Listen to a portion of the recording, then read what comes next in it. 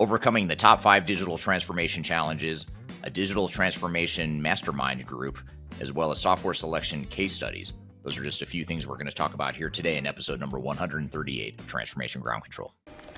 This is Transformation Ground Control, your source for all things business, technology, strategy, and change. If you're growing your business, leading change within your organization, or undertaking any sort of operational or technology change initiative, this podcast is for you. This show covers what you need to know about digital transformation, organizational change, operational improvement, and business growth. 5, 4, 3, 2, 1. And now, here's your host, Eric Kimberling.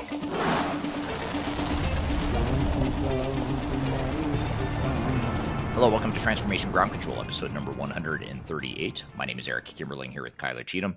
I'm the CEO of Third Stage Consulting. We're an independent consulting firm that helps clients throughout the world with their digital transformation journeys.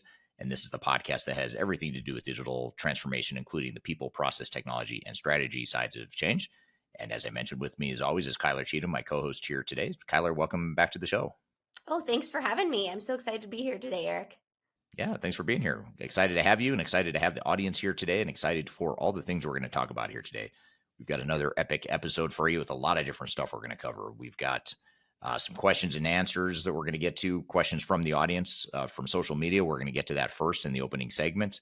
Also in the opening segment, we're going to get into a couple of different hot topics you've got for us, Kyler. We've got zero trust and how zero trust is the foundation for digital transformation, as well as how to overcome the top 5 digital transformation challenges. So I'll be excited to learn more with you on those two hot topics. And then later in the show, we've got a bunch of guests. I'm not even going to list them yet. I'll wait until we get to the segment, but there's going to be several guests on the show in a panel discussion. And it's sort of a digital transformation mastermind where we're going to cover or talk about all different topics related to digital transformation, ranging from the legal and procurement side of transformation to change management, to project management, to general tech trends. You're going to lead us through a discussion with that panel, Kyler, a discussion of sort of picking a side or picking an option within digital transformation decisions. So a lot of different stuff we're going to cover, and it's a lot of speakers. Even though I'm not going to list all the speakers or all the panelists that will be joining us later, I will say that all of them are speakers at our upcoming Digital Stratosphere Conference, which is October 4th through the 6th in Denver, Colorado. You can learn more about that event and that conference by going to stratosphere2023.com. You can also go to the Third Stage Consulting website. At the very top of that, you'll see a little banner you can click on to go learn more about the event, see the agenda. You can register there, learn more about all the workshops and keynotes that we're going to be hosting there at that Stratosphere event. But we've picked some of those speakers from that event to be with us in this digital transformation mastermind discussion we're going to have here later today. So be sure to stick around for that. It's going to be promises to be an entertaining and fun conversation. And then last but not least, we'll have Adam Cheatham and you on the show. And just as a spoiler alert, Adam is also one of the ones that will be on the panel discussion. So you and Adam are going to have a conversation about some software selection case studies and sort of mock situations. And you're going to grill Adam on what software he would recommend in different situations for different types of organizations and clients. So that'll be a really interesting conversation to have Adam on the show. Not once, but twice. And lucky you, because you happen to be married to the guy too, you get to see him more than you could ever imagine in this episode. So great stuff. So great show planned for everyone here today, but let's start with some of the audience questions you've got. What's in your question jar, your list of questions from social media, Kyler? Absolutely. Well, we had some really excellent questions this week on our social media. So you can either comment on Third Stage social media on any platform that you're utilizing, or Eric's social media. And what our team does, we go and we aggregate these questions so that we can bring them to Ground Control and actually answer all of the relevant content topics that you're interested in hearing about. So this week we had some great questions, and I'm going to start with one of them here. That's actually my favorite, because my favorite is when I get a question that I don't know the answer to, and we can all kind of learn something from it. So this is from some of the Agile content on your YouTube channel. Eric, and it says, what's the difference between an agile mentality or Scrum methodology? Are they the same, or what should you be looking at when you actually are trying to pick an implementation approach? Ooh, man, that is actually an extremely difficult question. Okay, sorry. Um, Didn't mean to start that with you may mine. actually have me stumped on. So no, that's all right. It is fun. And it's so funny because I hear Scrum so often that now that you're asking it, I'm like, how would I define Scrum? I know how to just define and describe Agile, but as far as Scrum, I know there's always the term like Scrum Master. I'm not an Agile Scrum Master, clearly, or otherwise I'd be able to more clearly articulate what a Scrum Master is or what Scrum means. But I know Scrum is definitely very closely affiliated with Agile, and I believe it's a way that you go about executing on Agile. Now, I'm not an Agile practitioner or expert, like I said, so I'm not familiar with all the details. But I'm actually going to have to punt on any further further answer to that. Not because I don't want to answer it, because I don't have a lot of knowledge behind it. So I'd love to hear from the audience, especially for those of you, because I know a lot of people that listen to the show and a lot of people that I'm connected to on social media are very much into Agile. They're Scrum Masters, they're Agile certified. I'd love to hear, maybe the audience chime in on what some of their feedback or thoughts are on the difference between Scrum and Agile and how they're sort of interrelated. Yeah, absolutely. And tag me too in the comments too, and we can talk about doing maybe a guest blog around it, because it's something, obviously that we have some questions around, and it sounds like a very cool topic. So sorry to, come out of the gate so hard on you there, Eric. That's all right. The audience is coming in hot on this episode with some really I tough know. questions. I think that's the first time I've had to sort of pass on a question, and since we've been doing this Q&A. Yeah, and I mean, just to kind of give the baseline of that question, it's more of how do you define that approach that's best for you? And I think that's a really insightful question from this user, because you do need to look at each different approach and really take a consideration about what's going to match what's best for your business. So I love that question, because obviously you're curious about that. Right. Yeah, absolutely. It is a great relevant topic for sure. Good. Well, I have another question for you when it comes to moving from an on premise solution to a mid cloud or a mid tier cloud solution. So, this specific question is, if you move from a legacy on premise system to a mid tier cloud based solution, should the gold standard then be SAP S4 HANA? Or what does that look like as far as progression? Going from on-premise system to a cloud system, is that the specific question? And whether SAP is the gold standard? Yeah, is SAP the gold standard, or even should there be a system in between that, right? Should there be, when you go from a legacy system, maybe you're not going straight to the gold standard, but should there be a consideration of what's kind of that in between area? Yeah, well, I'd say if you're using an on-prem legacy SAP system, then S4 HANA could be a natural, sort of gold standard. But if you're using like an old non-SAP on-prem system, especially if it's a smaller tier 2 or tier 3 system, and then you try to jump to S4 HANA on the SAP side, for a lot of organizations, that's just too big of a jump and too much change and too much disruption and risk, and most likely cost and time as well. So I think you have to look at where you are and how mature your organization is and what the current landscape looks like and how big of a jump that is going to be, and make sure that's aligned with who you are as an organization. If you're an organization that's sort of a low risk tolerance organization, it may be too big of a jump. If you're already on SAP or some other SAP product or products, and you're accustomed to risk, and you're willing to take on that risk, then S4 HANA may very well be the gold standard. Generally speaking, though, I'd say that I would not categorize S4 HANA as a gold standard for cloud solutions yet. Where I'd actually say the gold standards are going to be the native cloud solutions, or the native ERP vendors, or the native software vendors like NetSuite and Workday, Salesforce, those systems that were built in the cloud 20 some years ago.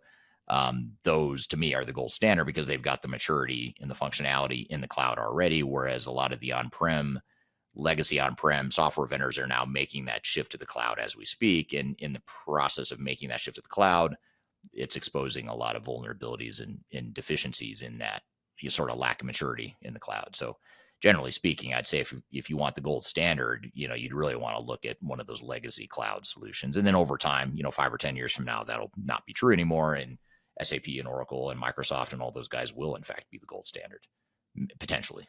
Or it could be some software vendor we don't even know about yet, or that we're not talking a lot about yet.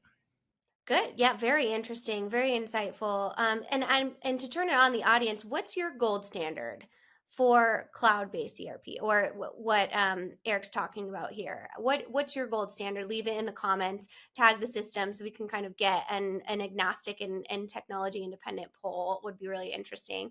And then also on that lens, you just released your top systems of 2024, and your article and videos talk a lot about that. So you can actually look at that by clicking on the link below wherever you're getting this content. So definitely check that out and make sure that you're kind of looking through what is best for you, is what we kind of always say here at Third Stage.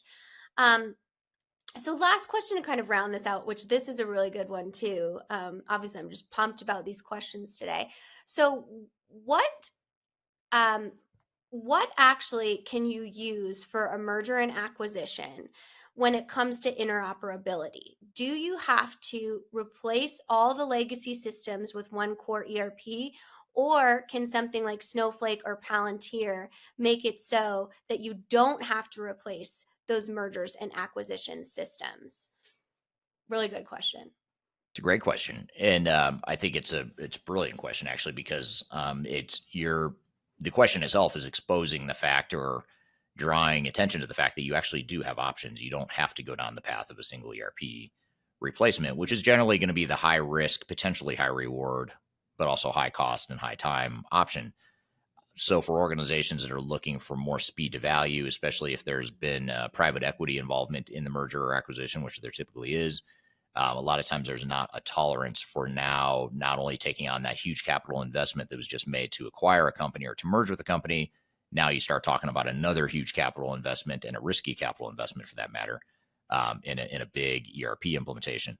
If you back up for a second and look at the success rates or the failure rates of both mergers and acquisitions and digital transformations, they both data points to around an 80% failure rate for both, for merger and acquisition, integration, and digital transformation. They both have about an 80% failure rate.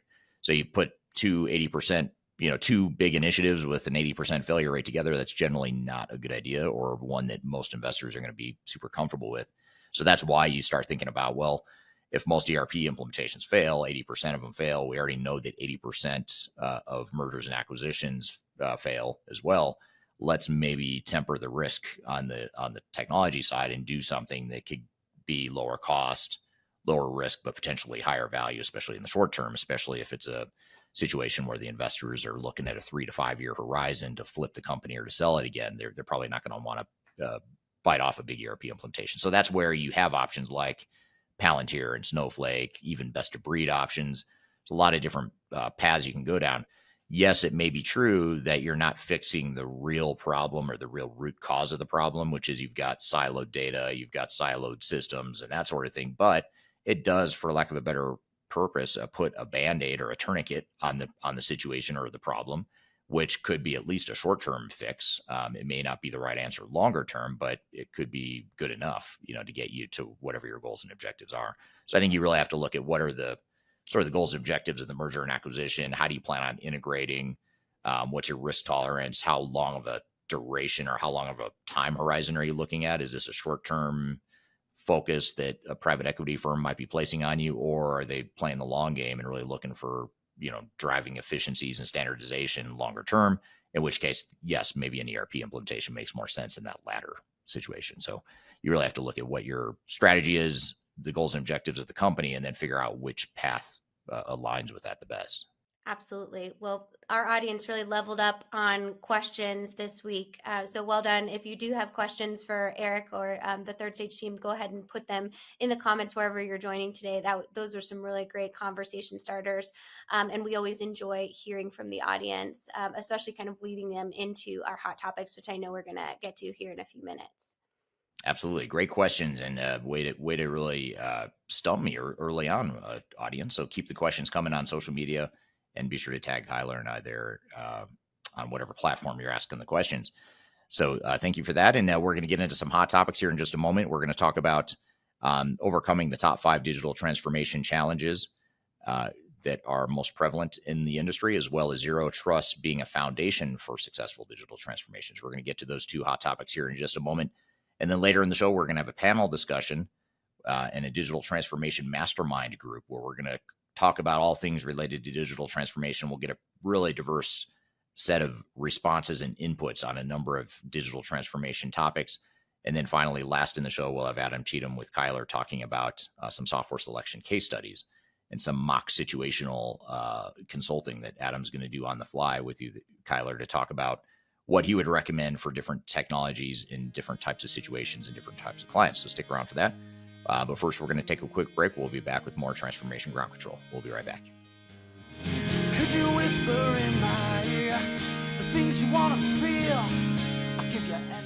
Interested in working for a company that truly values your unique skills and experience? Here at Third Stage, we don't hire based on resumes alone.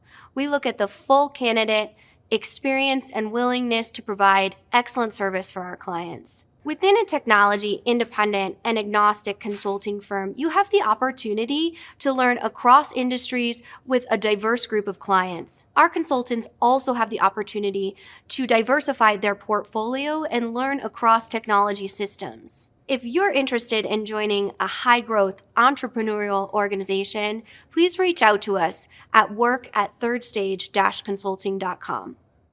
Anything you ever dreamed to be complete. Yes, of nothing that's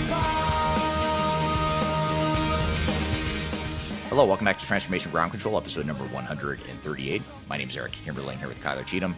You can find new episodes of this show every Wednesday on LinkedIn, YouTube, Facebook, and Twitter, as well as audio podcast platforms throughout the world. You can also go to transformationgroundcontrol.com to see the aggregated listing of all the different past episodes on all the different platforms. So go to transformationgroundcontrol.com as well if you'd like to see past episodes that you may have missed, and be sure to subscribe to the podcast wherever you listen or watch. So we've got a couple hot topics, or you've got a couple hot topics in store for us today, Kyler. What's on your mind here with these two topics? Yeah, absolutely. Well, I want to start with a really interesting one that talks about how zero trust is actually more than just security. It's really the foundation for all digital transformations. So, a subject we've covered a little bit on ground control and our other content avenues, but I really want to kind of dig in and ask you about this. So, I think it's important to kind of define zero trust because it really has become an industry buzzword. Really, what zero trust is it's most IT leaders have zero trust in security strategy or planning when it comes to data security. So that means that they really kind of close the loop and lock it down when it comes to what is data security, what does that look like? And what this study actually finds is to unlock the full potential of a zero trust strategy, you need to have a system that is able to kind of align with those objectives as an organization. So it really needs to not be anchored in any one place. It's about enabling IT functions across the organization. So we have kind of two different lenses of talking about zero trust.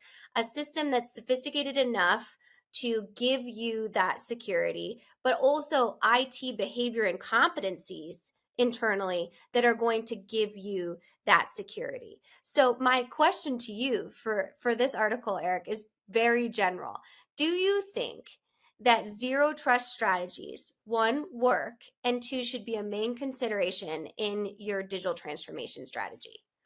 Well, I think they can work, and we do see them work, and I think it's probably better to err on the side of being conservative, which it sounds like the zero trust mentality is, simply because cybersecurity has become such a problem in the IT world, and it's not all just technical, like outside hackers who are trying to hack into systems, which is a big problem in and of itself.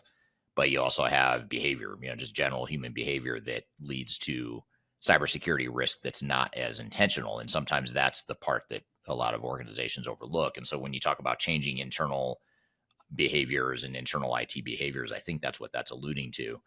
And I think you have to look at that too, and just look at, educating your audience or your employee base so that they're aware of what some of these cybersecurity risks and challenges are. For example, phishing scams. How do you educate people to make sure they don't fall for the phishing scams? Which we get phishing attempts all the time. People trying to mimic me or act as me, sending an email or a text asking you, Kyler, to wire a bunch of money to some account or buy a bunch of e-gift cards or whatever. We get that all the time. And so you just sort of have to educate your team on stuff like that.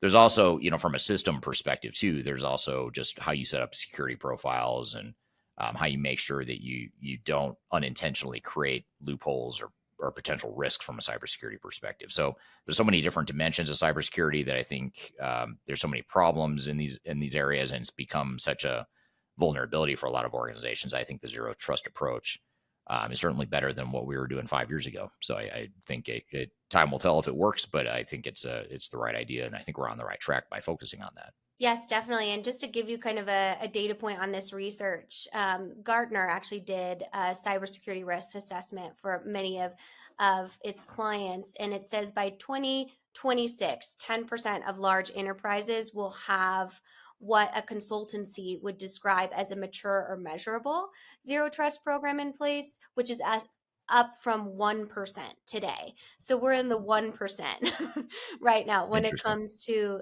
the 0%. So lots of room for growth, but it sounds like it should really actually be a very measurable piece of your digital transformation strategy and understanding when you're looking at any new technology for your organization. Yeah, absolutely. You kind of have to include that now as part of your, one of the threads or work streams that you focus on during a transformation. And I will say, I've learned so much from our YouTube channel on cybersecurity, from mostly our Stratosphere attendees or speakers, of different people you've had on your podcast. So if you do have questions about that, go on YouTube and you can search cybersecurity, and you learn so much from those experts. So highly recommend that. So speaking of challenges, we're looking at here the 5 challenges of digital transformation and how you can overcome them. And there's a few here on our list that we talk about in generalizations, but there's a few I kind of want to dive into with you. So number 1 is no shared vision. We kind of talk about that lack of alignment and the importance of securing that. Another one is no habits of experimentation.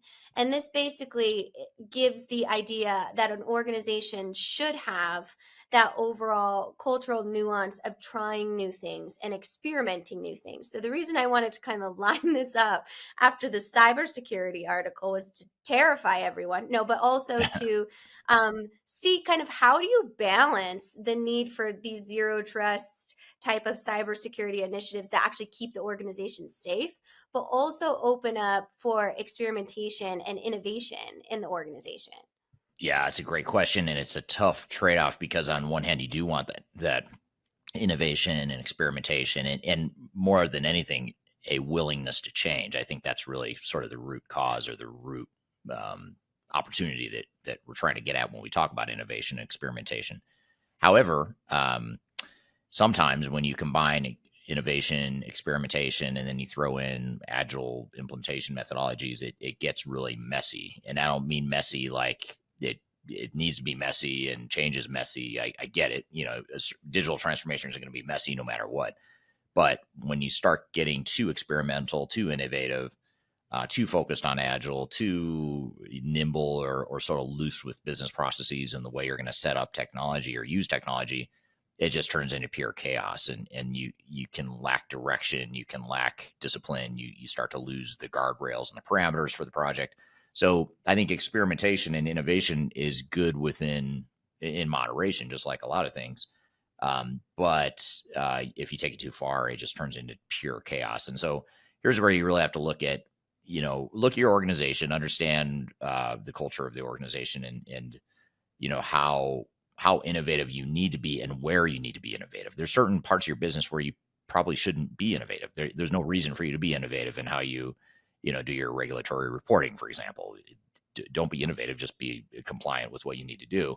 But when it comes to like customer experience or how you take orders, how you sell products, how you deliver and exceed expectations to your customers, yeah, be innovative there. Look for ways that you could improve processes and use technologies and that sort of thing. But I think you just have to be real targeted, and you have to know and recognize when you've gone too far with experimentation, where it sort of turns into analysis paralysis and pure chaos. So yes, within reason, of course, it's beneficial, but I think it's easy to go too far with it, and a lot of organizations do. Definitely a really delicate balance there. And it's interesting that you say discipline, because sometimes when I go in and I research articles for these episodes, I think, oh, did Eric write this? And then I have to check the author, because sometimes you do, as a Right. well-known thought leader in the industry.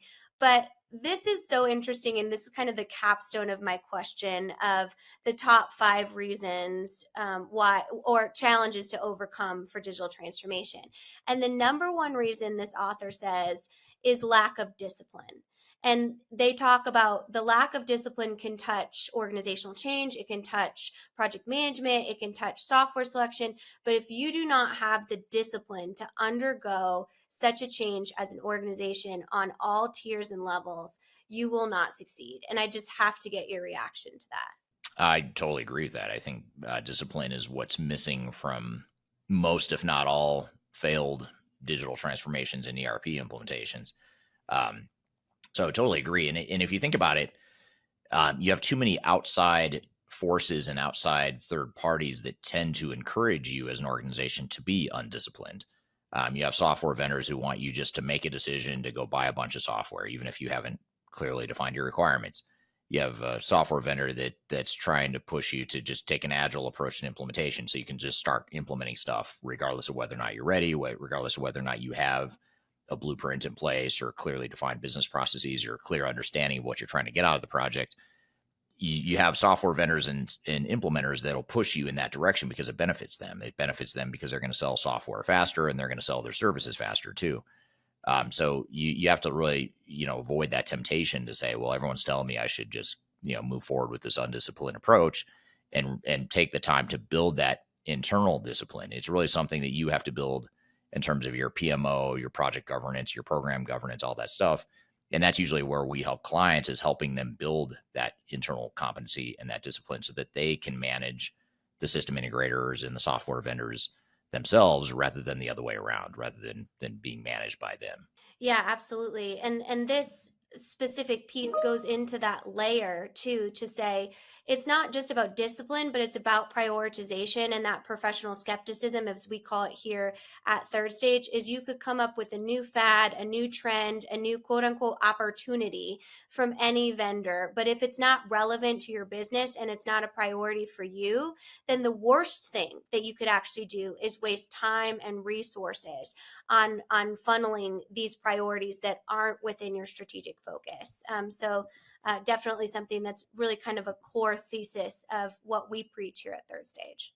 Absolutely. Yeah. Super, super important stuff. And I think that it's interesting to hear this sort of, you talk about a couple things: the shared vision, the experimentation, and then lack of discipline. It's sort of, a lot of these things can be in conflict. They're things that you need to do and you need to introduce to your project, but they can also be in conflict with one another. And any one of them could potentially take you too far down a path, off the track. So I think these are really interesting points. Absolutely, absolutely. Well, thank you for your insight. And of course, we have such an insightful panel, so definitely stay tuned, because they'll touch on these topics as well.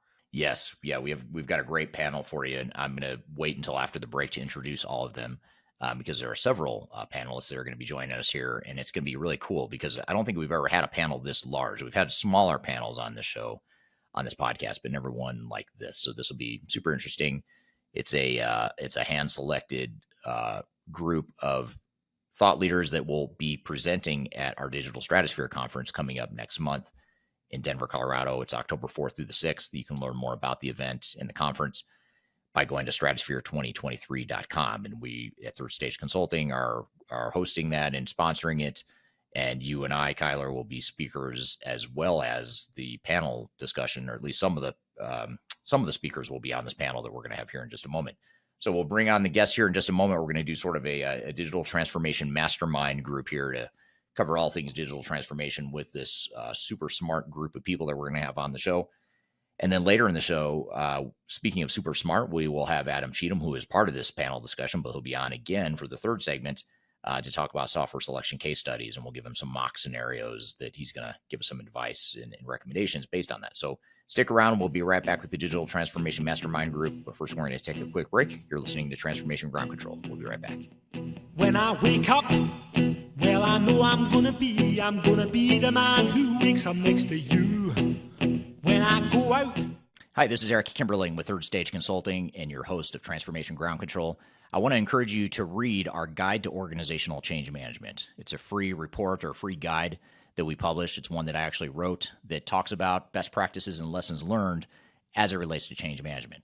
So as you know, on this podcast, we cover a lot of stuff related to the human sides of change, organizational change management, including training, communications, org design, all kinds of stuff as it relates to change management. So if you're trying to learn more about change management or you're looking for more direction and ideas on how to get started on your change management strategy and your overall journey, be sure to check out this guide. You can read it by scanning the QR code on the screen in front of you or in the links below for this particular podcast episode.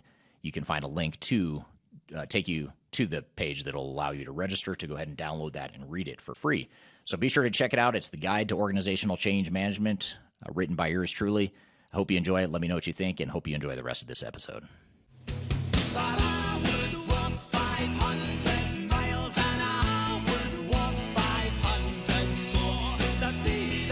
Hello, welcome back to Transformation Ground Control, episode number 138. My name is Eric Kimberling here with Kyler Cheatham.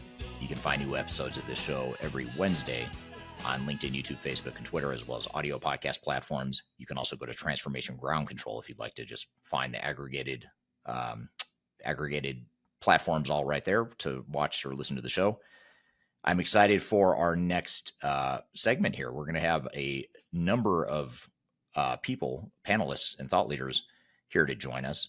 We're going to have Marcus Harris from Taft Law. We'll have Adam Cheatham from Third Stage Consulting, Greg Benton from Third Stage Consulting, Mehdi from Technology Evaluation Centers. I'm not going to try to pronounce his last name because I always butcher it, so we'll leave it at Mehdi. I'll let him say the name properly here in a moment. We'll have Megan Seaton from Avero Advisors, and then of course you and I will be on this panel discussion as well. But we thought it'd be really cool to bring together some of the speakers that are going to be at our Digital Stratosphere Conference in October. It's October 4th through the 6th in Denver, Colorado. You can learn more about it by going to stratosphere2023.com. It's a technology agnostic digital transformation conference. You and I will be there, Kyler, as well as the panelists will all be there, as well as people that are not on the panel that will be speaking there as well. So again, learn about the conference, see the agenda, learn about all the peer networking and keynote opportunities and live entertainment by going to stratosphere2023.com. And we're going to pop up the QR code to scan here in just a moment too, as well, if you missed that. But you can also go to stratosphere2023.com. So all that being said, let's introduce the panel discussion. Thank you for being here today. Thanks for the introduction, Eric. Look, I'm excited to be a speaker at Digital Stratosphere this year and to speak with such a good group of people here. I think we've got a lot of value to add. I personally have got over 20 years of experience in the technology industry. Prior to joining private practice here at Taft, I worked in-house in the legal departments of SAP and Infor, and I've got a vast array of varying types of technology-related experience, from drafting digital transformation type agreements, consulting agreements, software development agreements, and then litigating failed projects when they go sideways. So I can give you kind of the front end and the back end of how these things play out in real life when you fail to dot all the I's and cross all the T's. Yeah, and you'll be talking about that at Stratosphere too, some of the legal considerations and contractual considerations as it relates to transformations and software procurement. And in fact, I'm going to ask you a question about that here in just a moment as we get into the conversation. So excited to have you. Taft has been a longtime sponsor of Digital Stratosphere. In fact, you guys have sponsored every Stratosphere we've hosted, beginning with the very first one that we did back in 2018. So thank you for being a part of it again. Yes, absolutely. We find a lot of value in this, and we think it's a great organization and a great conference. So. Great. Yep. Well, thanks for being here. And then we've got Mehdi from Technology Evaluation Centers. Tell us a little bit about yourself and about TEC, Mehdi. Thank you very much for having me and putting this very selected excellent experience of people together for this event and for the Stratosphere. My background is I'm an engineer, originally from software development, and eventually moved into the advisory and consulting with our company, which we basically advise on companies that are trying to go through the digital transformation and buying or implementing ERPs or other enterprise applications. So we are impartial company such as yourselves, and we basically try to make the best selection for our clients based on our experience and what's in the market. And we have a data-driven approach where we have all the information about the different applications in the market and a vast selection of functions and features and processes that are related to the enterprise applications, which is part of our technology platform. Again, very thankful for this, event, and we are looking forward to see you all at the Stratosphere. Absolutely. Look forward to having you guys there. And, even though we at times compete with one another, our two firms are actually partners as well. And we license your software and use your software in our engagement. So we have a close relationship with TEC. Yeah. And then this is very true that our platform is, we are trying to promote the good knowledge and the facts in the market. And you're right, we supposed to be competitors, but we are cooperating very well in this market together. Yeah, I want so bad not to like you and just think of you as a competitor, but it's really hard to do when you're such a nice guy and as smart as you are. So, thank you very much. We decided to be frenemies instead. Yeah, exactly. That's better. Right, exactly. All right, and then we've got Adam from Third Stage Consulting. Adam, tell us about yourself. Good morning. So I just was thinking this morning, this is our sixth year doing this. If you count the remote digital transformation stratospheres, and it's really an exciting time to be getting back to the in-person side of things. Yeah. These events are so much fun, and you learn so much more when you're in person. You make better connections. You generally have a sense of absorbing things better. You tend to not just turn your camera off and tune out while it's on in the background. It's just all around so much more fun and fulfilling. And so I'm looking forward to getting back to that. Me too. Our first Stratosphere in Denver. I think it's fun that we're getting back to Denver for this as well. So really looking forward to this and meeting a whole bunch of new people. Yeah, very cool. Yeah, likewise. And you are managing director at Third Stage Consulting. Yes, I sure am. So managing director at Third Stage Consulting Group, I'm responsible for the delivery mechanism of our team. So our team is set up where our directors are, they all build teams to solve our clients' challenges. And those teams all fall under their purview, which means that I need to make sure that they have what they need to be able to deliver. And if they don't, then I got to go find it and give them all the tools and mechanisms required to deliver the level of success and quality that we pride ourselves on at Third Stage. Yeah, very cool. Good to have you here. Thanks for being here. You've been on this podcast many times as well, as has Greg Benton, who's also from Third Stage Consulting. So, Greg, tell us about yourself. Greg Benton, Chief Strategy Officer with Third Stage. Very excited to be heading into a Stratosphere in person this year in Denver. And we just held a Stratosphere in London a couple of months ago, and that was a great interactive opportunity. I come from about 25 plus years of really implementation, remediation, and developing strategies for our clients. The really marvelous thing about this is everybody's a little bit different, right? And all of the industries that are looking at digital transformation are following disparate roadmaps, but they all have a common goal. They are all trying to get to that third stage of implementation success with the digital transformation. And really just enjoyed talking about that interacting with people who are bringing their fresh ideas to what we can offer as a firm, and also interacting with people like Mehdi and Marcus and the Avero folks in terms of getting everything out there, having it discussed completely, and then turning around and finding solutions that actually can tactically move your organization forward. So a little bit of a shameless plug for Stratosphere at the end there. Hey, that's we have no problem with that since we're all part of Stratosphere. We're happy to do that, and I'm going to pop up the QR code again since you mentioned it. I'll leave that up just for a second. If you want to scan that, you can see the agenda and see what we're all speaking about, as well as what other speakers that aren't here today on this session, what they're speaking about as well. So Megan from Avero Advisors, tell us a little bit about yourself and your company. Hello, everyone. Super excited to be here today. And thank you, Eric, for inviting us to Stratosphere this year. This is our first year engaging with Stratosphere and speaking. Unfortunately, you guys will not be hearing from me at the conference. My fearless leader, Mr. Abhijit Varekar, AV for short, he will be speaking. And I do believe Mr. Robert Krnovich will be speaking as well. They could not be here today. They had prior obligations, but we are super excited for the opportunity to engage with you all. Real quick, Avero Advisors is a reputable third-party consulting firm. We specialize in providing ERP consulting services tailored to the specific needs of local cities, counties, and quasi-government agencies across the United States. We have a strong focus in delivering expert guidance and support throughout the entire ERP lifecycle. We are dedicated to helping public sector organizations streamline their operations and enhance their overall efficiency. So happy to be here this morning. Thank you all.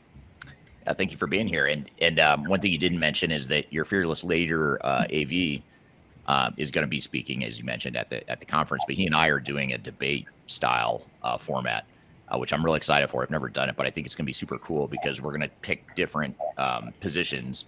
Mm-hmm. And you and Kyler are going to help moderate this, but you, as the neutral, impartial moderators, and you're going to ask us questions like, for example, which is better, agile or waterfall? And I'm going to pick a side, he's going to pick a side, and we're going to debate each other on it. But I think the real reason, having said that, I think the real reason he's not here today is he's kind of afraid. I feel like he may be afraid of what might happen at that, and he's sort of getting ready for the debate, I imagine, because he's afraid of having to debate me. But maybe. I always say trash talking going on over here. Oh yeah. Oh, I know he's really good at it. That's why I'm preempting his trash talk. Because if he was here, he would definitely be trash talking. So I think you need 2 podiums, though. Oh yeah. Yes. Or some boxing gloves, maybe. I don't know. And security guards. We have to have security up there to like referees. Announcers. Exactly. It'll be fun. So we're looking forward to having you guys involved with the event as well. So thanks for being here, Megan. And then last but not least, Kyler, our co-host on Transformation Ground Control and also a Third Stage consulting team member. Tell us about yourself, Kyler.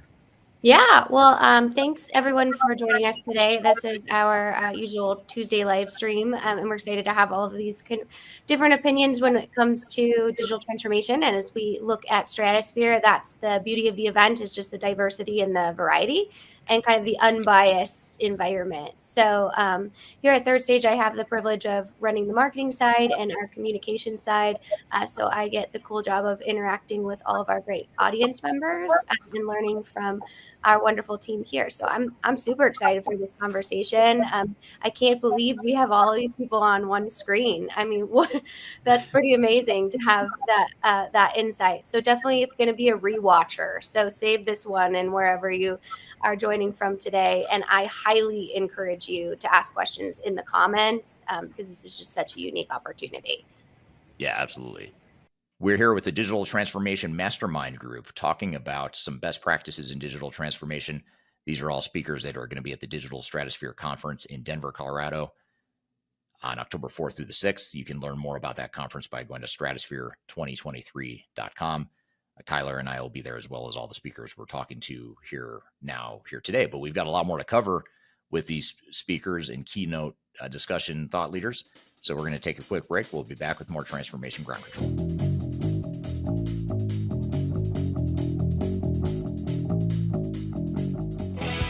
If you are aiming for transformation success, turn to Third Stage Consulting Group. Third Stage's independent and technology agnostic consulting team helps clients define their digital strategies, define their roadmaps, and manage their transformations. With offices in the US, Europe, and Australia, our team helps the world's most forward-thinking organizations through their transformation pitfalls and risks. If you are embarking on a digital transformation or business change initiative, contact Third Stage Consulting to see how we can help you reach the third stage of transformation success. Learn more about us and download independent reports, videos, and other best practices at thirdstage-consulting.com.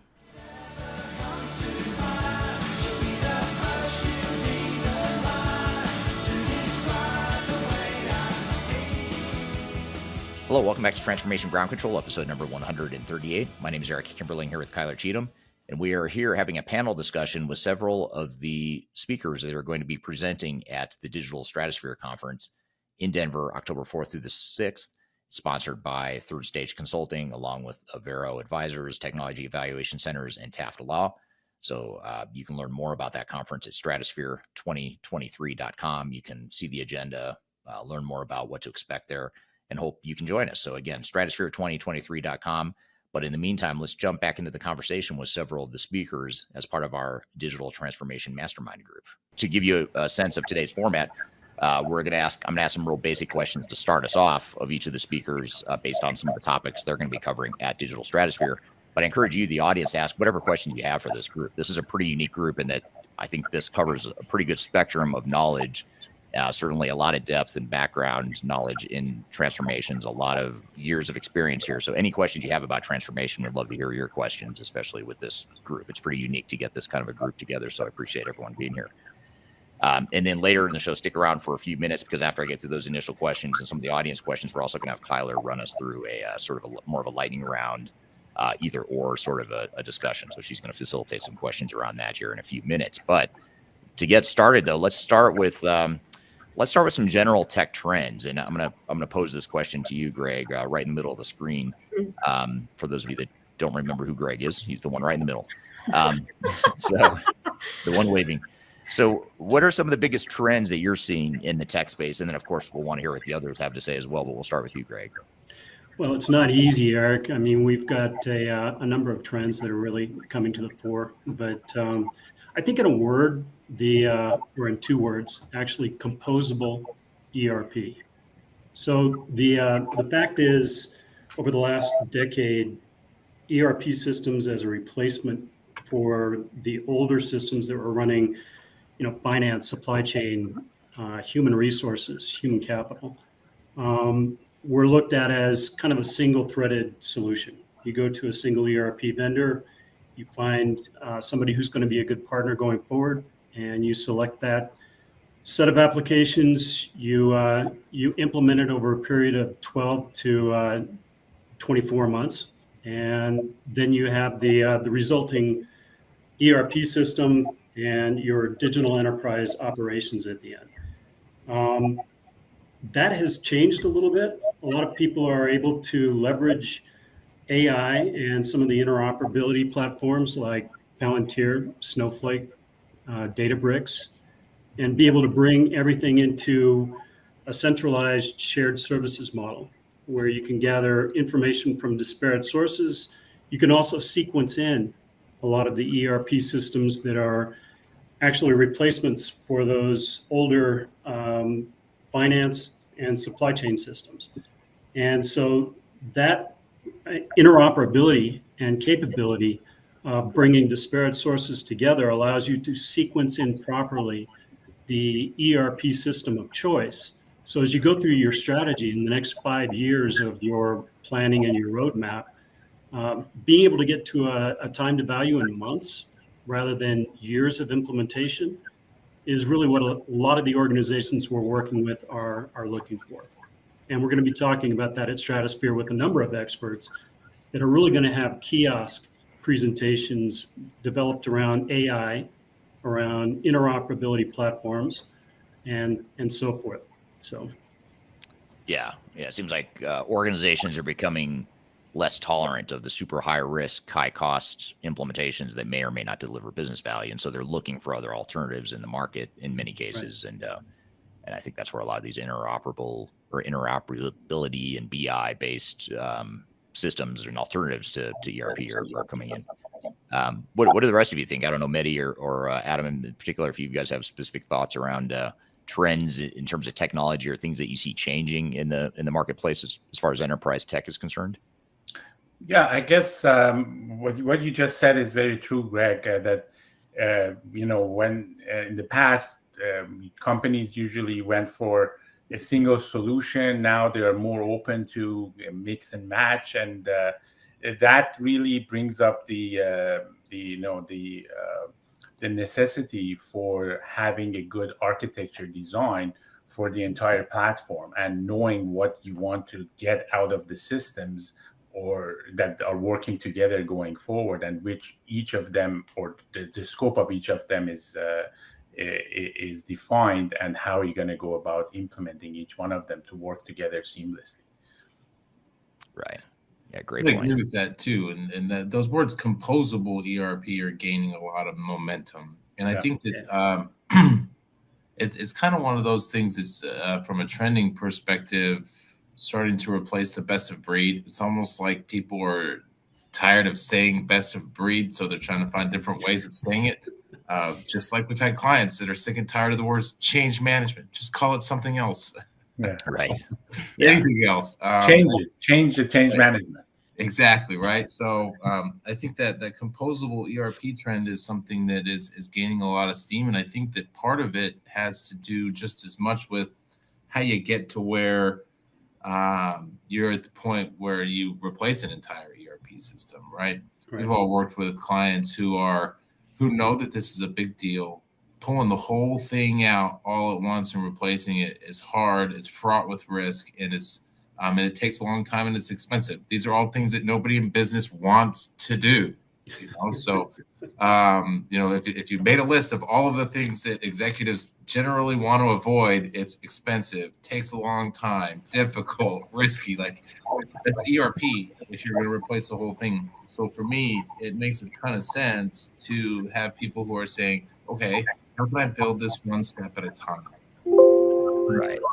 Yeah. Biggest problem areas. Yeah, exactly. So, and then if I build it one piece at a time, I can start leveraging value faster as well. That's another piece of what I think this composable ERP trend is really highlighting, is that speed to value. I can replace my one supply chain system, get all my MRP going better, and really streamline my biggest pain points by just replacing that segment of the system and integrating it with the rest. You start to create problems when you duct tape things together like that. So at some point, I do think that a lot of this composable ERP, if we're not talking about some type of an interoperability platform that pulls it together, you start to end up creating a self-fulfilling prophecy when you're starting to talk about replacing the whole ERP. But I think it's definitely an important trend to be thinking about. Yeah, absolutely. And just to turn to the audience here, just some comments and questions here. Julio on LinkedIn says, hi, everyone. Thanks for putting so much experience together, joining from Italy. So thank you for being here today. There's another good question. But first, I'll get to this comment from Will on LinkedIn who says, I'm looking forward to Stratosphere, and I'm looking forward to seeing you there, Will, and meeting you there along with everyone else that's attending. So thank you for your kind words there. Another question that's worth noting. This is from Joey on YouTube. Joey says, is Third Stage hosting this? If by this you mean Digital Stratosphere, yes. Third Stage is one of 4 sponsors of the Digital Stratosphere event. So we will be there, as well as the other people and companies on the screen here in front of you here today. So quick question along those lines of, as we're talking about tech trends, if we sort of shift gears and talk about something that's related, but a little bit different angle or lens, is as we're navigating all these different options that Greg and Adam in particular just unpacked, Mehdi, in terms of how you select enterprise software, what are some of the most important factors that you're seeing with your clients, Mehdi, as far as selecting the best enterprise software? Yeah, so it's a very it's a very broad question, but I try to get to some of the problems or areas that you shouldn't do, and also getting a little bit into what should you do. The first thing that most companies do that it's a little bit causing trouble down the road is that they first think about vendors and the applications and platforms right away at the start of the project. So whether we go with SAP or Microsoft or any other applications, they focus on the technology, they focus on the vendors and the proper the platform they're offering, as opposed to focusing on their requirements and needs, gaps, and the bottlenecks within the organization and why they're going through that digital transformation in the first place. And what we find is that if you start your project by looking at or negotiating or start negotiating with the vendors, you're right away going into a direction where they take you to a place where they're going to push their product on your company and not necessarily looking at what really the problems are with your current system or your current processes. And the best way to go about doing this is that forget about the vendors at the beginning of the process. Focus on the business processes. And to a certain point, I would say, get the IT out of the picture as well. Get the business people, define the scope of the project and the requirements and the needs. And of course, with the help of IT and the help of consultants such as yourselves, ourselves, or other companies that work in this area, come up with the specific requirements that the systems should have and get that approved by your business people within your organization. That way, you get to get them involved in the decision process. So if Adam wants to use that term again, your change management process is becoming easier because they are going to be part of the decision-making process of changing the digital platform that they're going to be using. And because of that, you're going to have less trouble going forward. And you also make sure that once you involve the vendors, you know what you want from the system. So you are a more educated and more knowledgeable client to the vendors, and they will appreciate that as well, because now they don't have to do all of this risky kind of proposals that they have to mark up a little bit of not a little, in some cases, a lot of cushions for themselves to be profitable still if things change. So you define your scope based on your requirements and then get the vendors involved in the process. And that makes things go much smoother going forward for your selection process. And as well, you're getting the business people involved in your decision process early on, and the IT is going to be supporting this initiative throughout the process. Right. Yeah, great points. How about you, Megan? I know both at Vero and TC and Third Stage, we all do a lot of software selection type work. Marcus does a lot of contract negotiations for companies going through selections. We're going to ask him a question about that in just a moment. But from your perspective at Vero, anything you would add to that list as far as things to consider or criteria that are most important when selecting the right technology for your organization? Yeah, absolutely. One of the things that my boss says all the time is that when you're looking to build a house, you don't just go to the architect and say, I want to build a house, right? You go and you determine what type of land you want the house to be on. You define the blueprints, what's going to go in this house. And so to Mehdi's point, defining those requirements up front is key because those requirements then become the RFP. And that's how you market to your vendors. And that's how you're going to get what works for you. Because if you select your vendor on the front end, they're going to give you a lot of broken promises. And they're going to say, yes, we can do X. Yes, we can do Y. Yes, we can do Z. And then when you get into it, that's not the case at all. So back to the requirements that become the RFP. Once those vendors can check off on those requirements definitions that their software can in fact perform that function, that then becomes your contract. So why is that contract important with those requirements in it? It holds the vendor accountable, right? So if you do get into implementation and the software does not work for you, you can go back to the contract and say, hey, you checked off on this one specific requirement that I needed, and you can't do it. And so then that's when you maybe can break the contract, maybe not. But I think, definitely performing a needs assessment and knowing what you need up front before you go to market is key. Right. Yes. Great point. And you sort of alluded to, the RFP, the contractual process as it relates to procuring software. We're here with the Digital Transformation Mastermind group talking about some best practices in digital transformation. These are all speakers that are going to be at the Digital Stratosphere Conference in Denver, Colorado on October 4th through the 6th. You can learn more about that conference by going to stratosphere2023.com.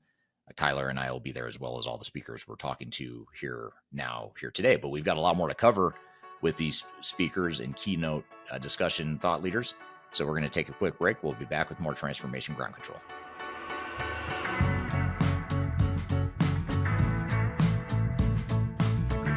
If you are involved in any sort of digital transformation or business change initiative, you will want to download the 2021 Digital Transformation Report.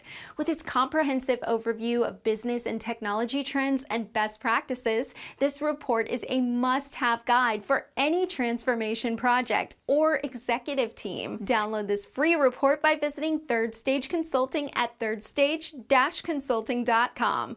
You can also visit our website to learn more about us or download independent reports, videos, and other best practices. Again, visit thirdstage-consulting.com today to learn how to take your transformation to the third stage of success. I'm gonna leave it all out there and I'm gonna leave it all out there.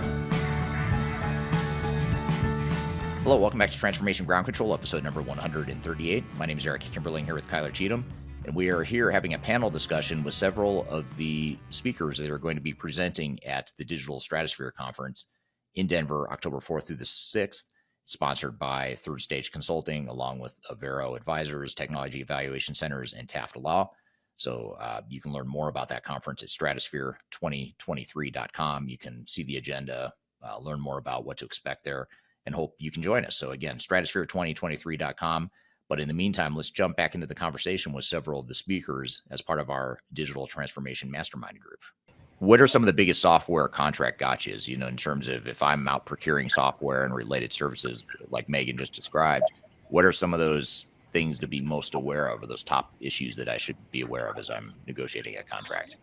Yeah, let me go through those. But I want to talk about something just very briefly about what Megan just raised, and I think it's important from a contractual standpoint. She referenced RFP and the contract, but I think not including what your business requirements are in the contract is a huge gotcha in just kind of a larger sense. Okay, because I can't tell you how many times I've dealt with clients in litigation where there's an issue where the software doesn't do something that was deemed to be critical. And the basic question, which Megan just brought up, is, okay, well, was that a key business requirement? Yeah, it was our most important one. Okay, well, is it in the contract? Well, no. Why? And if you're not defining your business requirements, and if you're not putting them in the contract, you really do increase the likelihood that you're going to have substantive issues down the road, because that road is going to be filled with broken promises, just like Megan said, and it's the severity of those processes or promises is going to that will dictate whether you're going to call me or not. As far as kind of just general gotchas, I think from the perspective of the cloud, there's really this mentality pushed by vendors that the cloud is somehow this easy one-size-fits-all solution. And that translates to the contracts where they say, well, look, this is a non-negotiable contract. Everybody signs it. We have to have a consistent service offering across our customer base. And so we can't make any specific changes to our offering for you, which translates into this position that, hey, we don't make any changes to the contract. And I will tell you this, that is not true. Everything is negotiable, and it just depends on how much leverage you have and how much money you are spending. There's a substantive difference between an $18 million software deal and a $50,000 software deal, and you're going to have different positions with respect to leverage for those deals. And one of those contracts is much more negotiable than the other. But you've got to push back on onerous and unreasonable terms.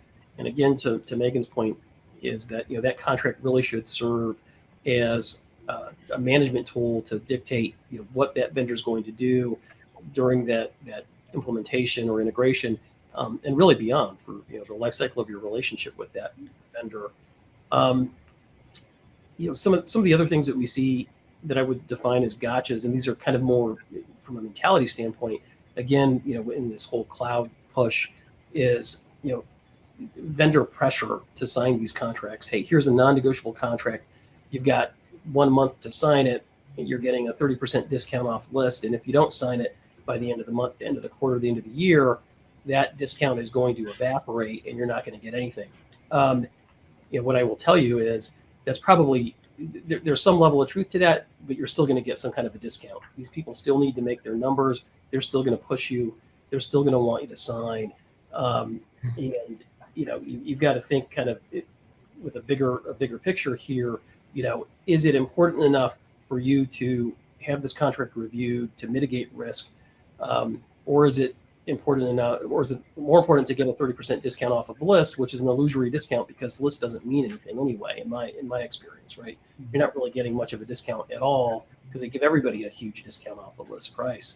I'd rather, save money where it counts, limit my liability, make sure I've got strong indemnity provisions. So if this thing really goes sideways, I'm saving myself a ton of money versus money on the front end where it doesn't really matter, but it's going to matter on the back end. There's a saying in my business: early legal advice is not expensive, and that's true. I mean, if you do your contract right in the beginning, you're going to save yourself a whole bunch of money on the back end because you're going to avoid having to go to litigation, spending hundreds of thousands of dollars on a lawsuit and time and effort when you could have done it for a third of the price on the front end. So those are some of the bigger things that I see. There's a lot there to unpack, though. Yeah, and a lot of internal general counsel team members will proclaim that they can handle this sort of negotiation, and they certainly probably can from a T's and C's perspective at a high level. But I think one of the things you bring to the table is not just the legal understanding, but also the the art of digital transformation, all the nuances that you mentioned as far as what to be looking for and what some of the dangers are that aren't purely legal. They could end up being a legal issue later on, but a lot of times a pure attorney that doesn't have experience in this sort of thing isn't necessarily going to recognize some of the things that you're talking about there. Yeah, I think that's exactly right. I mean, look, most attorneys that look at commercial contracts are going to be able to say, hey, well, this language is unreasonable. This is one-sided.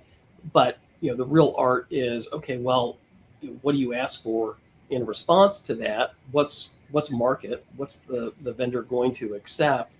What can you push back on? And just as importantly, what's not in that contract that typically is there, and what should you be asking for? All with a view towards managing that project, ensuring success, and making sure that you don't end up in a digital transformation train wreck, which we speak about on a pretty regular basis. Yeah. And it turns out RFP has a couple different meanings here. One is request for proposal. That was one of the serious questions, was what is RFP?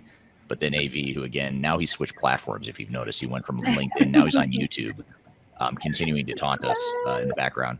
But he says RFP stands for really fun project. So as he's bouncing around from platform to platform, basically being everywhere but here up on the stage with us, we'll continue to monitor AV's contributions to the conversation here.